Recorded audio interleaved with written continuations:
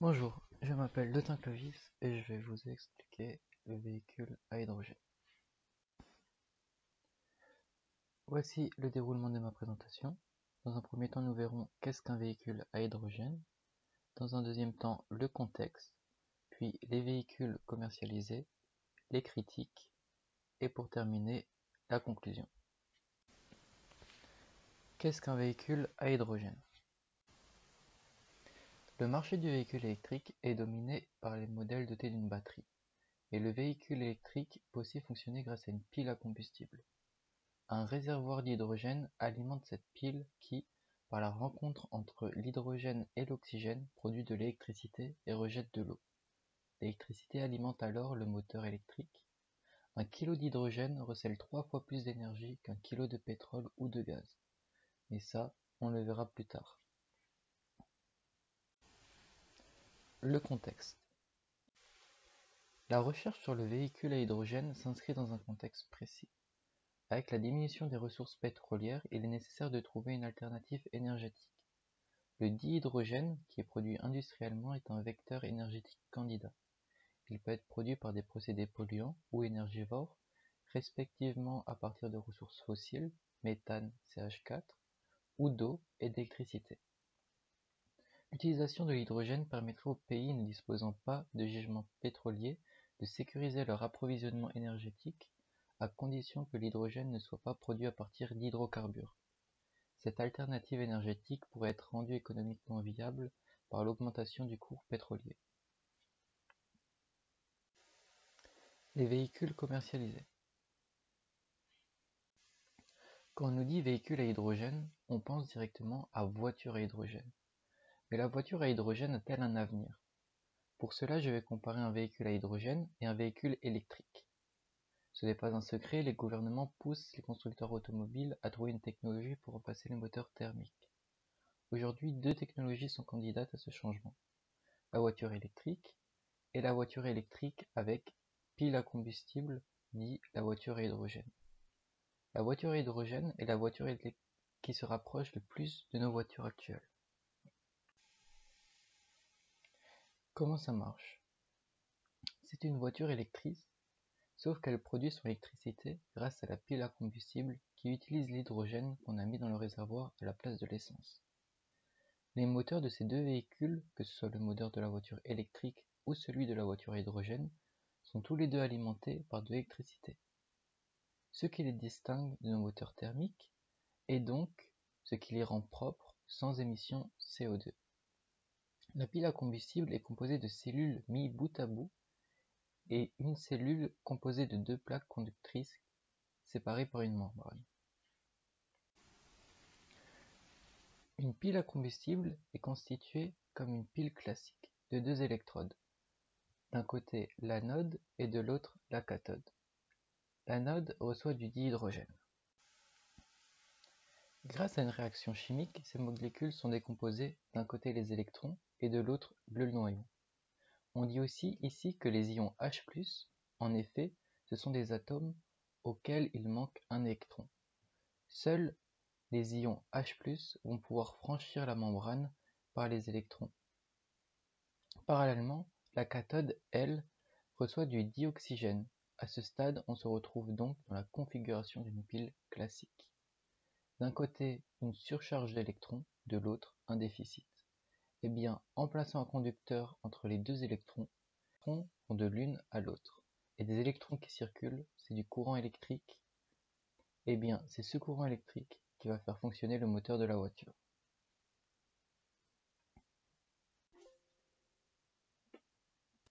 Autonomie.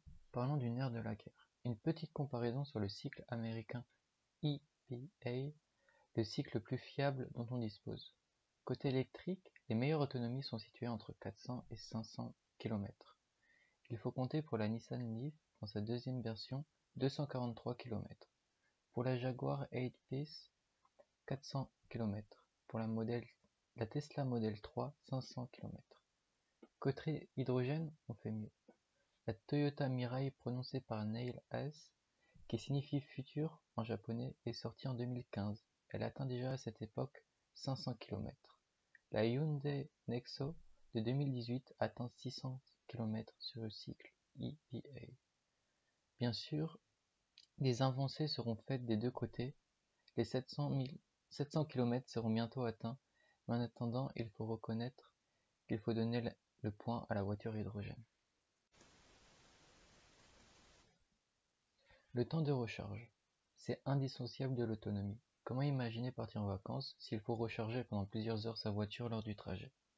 Là encore, l'hydrogène est avantagé. Ils vont compter seulement 3 à 5 minutes pour faire le plein d'hydrogène. Pour une voiture électrique, il faut compter plusieurs heures pour recharger à domicile. Mais ce n'était pas bien grave si elle se recharge la nuit quand on ne l'utilise pas. Ce qui est important, ce sont les recharges lors des trajets. Et là, au mieux aujourd'hui, on peut espérer récupérer 250 km en 20 minutes. Avec une énergie disponible plus rapidement, la voiture électrique remportait ce point. La voiture électrique possède parmi les accélérations les plus rapides au monde. Quelques chiffres en comparaison. La Toyota Mirai, sortie en courant 2015, effectue le 0 à 100 km/h en 9,6 secondes. La Hyundai Nexon 2018 le fait en 9,2 secondes. De l'autre côté, au niveau électrique, on a la Nissan Lead dans sa deuxième version qui le fait en 7,9 secondes. Et la Tesla Model 3 qui le fait de base en 5,2 secondes et au mieux en 3,5 secondes pour les plus hautes performances de cette voiture. La voiture électrique remporte donc là son premier point. Quel est le coût? La combustion de l'hydrogène génère 3 fois plus d'énergie que l'essence, apport constant. C'est un bien meilleur carburant que l'essence et le gasoil. Il faut compter environ 1 kg d'hydrogène pour parcourir 100 km. L'hydrogène est donc très efficace, et pourtant un plein se situe autour de 65 €. Côté électrique, le plein revient environ à 12 € pour 500 km. Le point est donc accordé à la voiture électrique. Les infrastructures. Vous connaissez le dilemme de l'œuf et de la poule, c'est un peu le problème de la voiture à hydrogène. On n'achète pas de voiture à hydrogène si on n'a pas de station pour recharger, et on ne crée pas de station s'il n'y a pas de voitures qui sont commercialisées. Si vous pouvez recharger votre voiture électrique partout, où vous trouvez de l'électricité avec de l'hydrogène, il faut passer par une station où on en compte seulement aujourd'hui une petite vingtaine. La pollution. Nicolas Hulot voulait verdir cette énergie, c'est-à-dire la rendre propre. Mais attendez, les voitures à hydrogène ça ne rejette que de l'eau, donc c'est déjà propre. Le problème, c'est que la production d'hydrogène, si l'hydrogène est bien l'élément chimique le plus abondant dans l'univers, le dihydrogène n'est pas disponible à l'état naturel. Il doit être produit par la séparation d'éléments chimiques. Et c'est là tout le souci. 95% d'hydrogène qui est produit est fait à partir d'énergie fossile. Faire le plein d'énergie d'hydrogène revient à consommer des énergies fossiles. L'efficacité. Pour de nombreux experts, la voiture à hydrogène semble être une impasse, et c'est peut-être là le coup décisif qui met KO la voiture à hydrogène face à la voiture électrique. Le chef ingénieur de la Toyota, Mirai Yoshikazu, l'a d'ailleurs avoué lui-même, je cite, « Il vaut mieux charger une voiture électrique directement en la branchant en réseau ». Nous ne voyons pas une relation de compétition entre la voiture électrique et la voiture à hydrogène. Nous n'avons pas abandonné la technologie de la voiture à pile à combustion.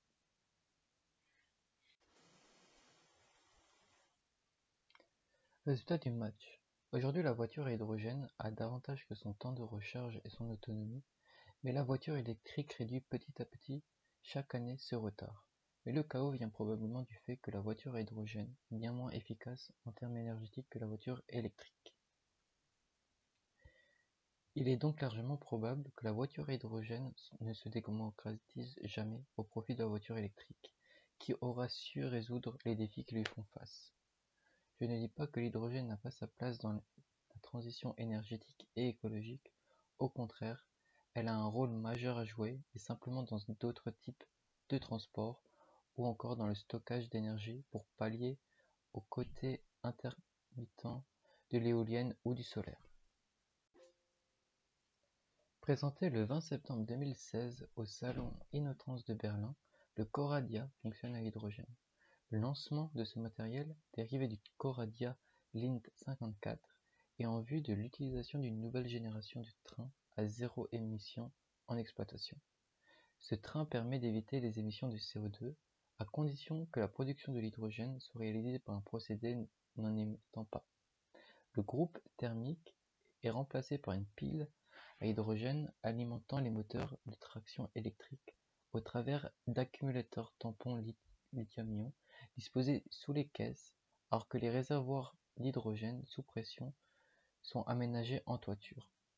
Les accumulateurs permettant de lisser les appels de puissance des moteurs et se rechargent lors des phases de freinage. Le 9 novembre 2017, la société de transports régionaux de Basse-Saxe signe un contrat avec Alstom pour l'achat de 14 autorails e-Lint. Ce contrat prévoit la maintenance des véhicules et la livraison d'hydrogène pour 30 ans par Lint. Ils seront construits sur le site de Zellgitter. Ces trains devront avoir une autonomie de 1000 km pour une vitesse en pointe d'environ 140 km/h. Il s'agit de la première commande en série pour des autorails fonctionnant à l'hydrogène. La société de transport basée à Basse-Saxe a été aidée par l'État fédéral à hauteur de 84 millions d'euros dans le cadre du programme d'innovation pour les technologies de l'hydrogène et des piles à combustible. Le train est inauguré le 16 septembre 2018 et le premier trajet commercial est effectué le lendemain. Il est exploité par la société LNFG. Cette solution permet de remplacer les parcs diesel sans nécessairement électrifier les lignes ferroviaires. Les critiques. Critique du procédé. Le procédé est critiqué pour des raisons écologiques, en particulier le dégagement de méthane lors de la fabrication de l'hydrogène. Il y a aussi des critiques de l'exploitation des automobiles. Les experts disent qu'il faudra 40 ans ou plus avant que l'hydrogène ait un impact significatif sur la consommation d'essence ou le réchauffement de la planète. Or, nous ne pouvons pas nous permettre d'attendre aussi longtemps. Dans l'intervalle, les piles à combustible détournent les ressources de solutions plus immédiates. La conclusion. En conclusion, d'un point de vue de l'environnement, l'hydrogène ne serait pas si vert qu'il en a l'air. Mais, fait remarquer l'ingénieur, le lithium des batteries électriques peut aussi être polluant s'il n'est pas récupéré convenablement, et la disponibilité des matériaux qui entrent dans la fabrication de ces piles n'est pas garantie pour l'avenir. Si l'on doit trancher, la conclusion est plutôt simple. Les véhicules 100% électriques sont plus efficaces énergétiquement que la voiture à hydrogène, et avec ce genre de véhicule, c'est l'efficacité que l'on recherche. Cependant, les voitures à hydrogène sont plus accommodantes que les voitures électriques à l'heure actuelle, pour autant que l'on habite dans un secteur où l'approvisionnement est simple. Qui sait, peut-être qu'une technique de production d'hydrogène plus efficace se pointera un jour. Merci de votre attention.